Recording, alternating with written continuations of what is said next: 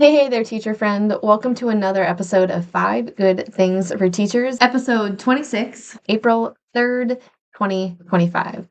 In this episode, we are going to talk about some new trivia, a list-styled writing prompt, some ready-to-go report card comments, a new First Chapter Friday video, and an amazing poem called Do Us Good by Amanda Gorman and how you can implement it into your lessons this poetry month.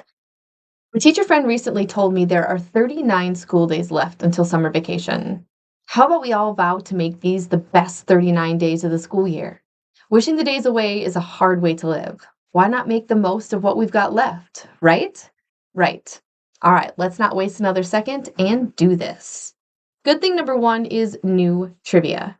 I created 2 new trivia games last month. Get ready to compete to see who knows the most about Easter and the color pink. In the video description box, I'll link the video and printable answer sheets for each. But before I do that, I want to give you a quick side note that there is no religious content included in the Easter trivia. This game is purely about secular trivia topics and fun facts. We're talking chocolate, Easter bunnies, eggs, all the good things. Purple, silver and gold, Arbor Day, and Flag Day trivia are all up on my trivia to-do list. But if you have any other suggestions or requests, I'm open to ideas. All you need to do is drop those ideas in the comments and I'll get right on it. Good thing number 2, a list-styled writing prompt. My author friend Dana Vanderloot shared a super fun writing prompt in her newsletter last week, and I got her permission to share it with all of you. This is what Dana said in her newsletter. When I get stuck with my writing, I've also found making lists can get me unstuck. But instead of a focus on an accomplishment and getting things done, I found that this exercise liberates me. There's something about relinquishing the pressure of perfect sentences for a series of bullet points. In a recent student workshop, I led a writing exercise called 12 Things as a springboard for first drafts or character development. Here's what it is. Create lists of 12 things that define you. The possibilities are endless, but could include 12 life events, 12 songs, 12 movies, 12 books, 12 foods, 12 things you've lost, 12 things you've found, 12 places you've been, 12 places you can't go back to, 12 memories from elementary school, 12 memorable meals, 12 things that make you happy, 12 rules you've broken, 12 things you were told over and over and over again growing up. If you're a writer, or even if you don't think of yourself as one, I encourage you to try writing a list of 12 things. It's amazing where our minds and memories can go, what they trudge up and weave together. You can read Dana's full blog post on this topic. I will put a link in the video description box. The list itself can be the writing exercise, but if you'd like to take it further, you could ask students to choose one of the items, one of their lists, to write a list poem. Also, I'm going to link some examples of what a list poem is in the video description box so you can see what they look like and how your students might accomplish them. And one more thing for this thing, if you're looking for a historical fiction novel and verse this month, listen to the first chapter of Dana's book called Enemies in the Orchard with this First Chapter Friday video that I will also have linked for you there. It's an amazing World War II novel in verse that is slightly different than any other World War II book I read because it takes place in the United States and not in Germany, and what that looked like, that wartime looked like here in America. Good thing number 3, ready to go report card comments. I don't think anyone loves report cards. Okay, maybe the gold sticker earning kids do. What is likely a well-intentioned tool has earned a bad reputation. Report cards are time-consuming, lacking true clarity. They're quickly forgotten. But they aren't all bad. There's always the comment section. As parents, my husband and I have always cared more about the way our kids treat others and contribute to the school community than we care about their grades or test scores. We know they will learn when they're developmentally ready, and that is important, but we aren't going to let a single test score or 9-week stretch of time determine our kids' self-worth and value. So it's the comment section that we are most often using as a bellwether for their current success. But as a teacher, boy, oh boy, do I load the comment section.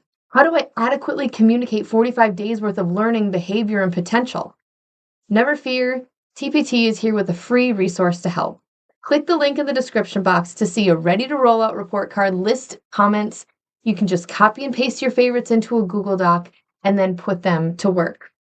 They specifically have 20 positive report card comments, 20 report card comments about progress, 20 about challenges, 20 comments about citizenship, 20 about work habits, and they also have some tips for writing report card comments and also some ways to use report cards as an effective communication tool with parents. So hopefully you'll find a lot of helpful things in there. And again, that is all linked below.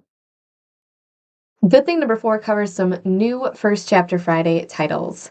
Gosh, do I love a good novel in verse. Seriously, so many good stories told in so few words. It's a win-win for book lovers and reluctant readers alike. This month I've added a new one to my YouTube channel, as well as a collection of cool poetry-infused basketball books. First up, Away by Megan E. Freeman. This book is a companion novel to the book Alone and follows 4 kids as they experience an emergency evacuation from their hometowns and their journey to discover the real reason they were forced to leave home. It's not only told in 4 different points of view, but in 4 different story formats as well. Poems, letters, news articles, and screenplay scenes. Plus, it's packed with the suspense that only a conspiracy theory can bring. I loved it, and I know your students will too. I'll put the video link below, and also just for funsies, email me or comment student engagement for a free worksheet to use with this book. Check the channel on Friday for Hoop Kings and Queens. This forthcoming First Chapter Friday video will showcase books that feature both NBA stars and phenomenal poems. These books create a winning combo, that's for sure. Not to mention, they are perfect for this March Madness time of year. If you're on the hunt for more books like these, you can check out the Novel and Verse playlist with over 20 amazing poetry reading recommendations. I'll link everything below. And finally, good thing number 5, Do Us Good. It's a poem by Amanda Gorman. I'm a big fan of Wicked. It's the musical I've seen the most times in person, 3, and I think the lessons and themes are so very, very needed in our world today. As we enter this poetry month, try sharing this poem from Amanda Gorman inspired by the movie adaptation of this brilliant Broadway play. I'm going to put lots of links below. One is a link to the audio read-aloud video that showcases Amanda on a stage. Then there's another read-aloud version that is paired with visuals from the movie. And then I'm also going to put in a downloadable PDF that's got the text that your students can annotate with some reflection questions attached. It's ready to go lesson there and waiting for you. One last thing before I let you go. I'm working to spread the word about my new book coming out in June. It's a young adult novel about a gymnast in foster care. If you've got connections to either gymnastics or foster care, please reach out to me. I'd love to chat with you about possible partnerships and collaborations and get this book into even more hands and readers. If you want to take a sneak peek of the novel and read the first 6 chapters, I'll put that link below. If you're already sold and want to pre-order your copy, I'll put that link below too. And if you've been wanting to join my Word Nerd Collaborative teacher membership and get 10 copies of the book for free, I'll put that link below too. Alrighty, teacher friends, 39 days. Let's make them count. I'll see you again next time for another episode of 5 Good Things for Teachers. Thanks so much for stopping by my channel and listening, and thank you for the work that you do in your classroom. You are valuable, you are important, and I'm so grateful for you. See you again next time. Happy reading, happy writing, happy teaching.